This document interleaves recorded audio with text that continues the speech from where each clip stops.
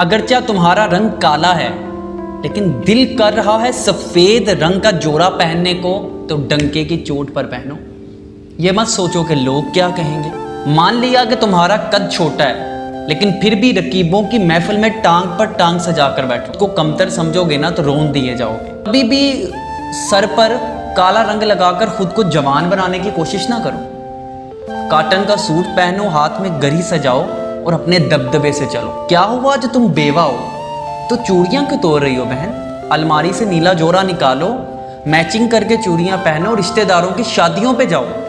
और अगर कोई कहे ना कि देखो बेवा, तो उसके पास जाओ, आंखों में आंखें मिलाकर बोलो नन ऑफ योर बिजनेस। बड़ी महफिल में अगर चावल खाने का दिल है और चम्मच उठाने की आदत नहीं है ना, तो फिर चम्मच उठाकर मज़ा भी किरकिरा मत करो। बहुत जी लिया दूसरों की खातर, आज खुद की खातर ऐसे जी कर दिखाओ कि पता लगे कि वाकई ही ये जिंदगी सिर्फ तुम्हारी।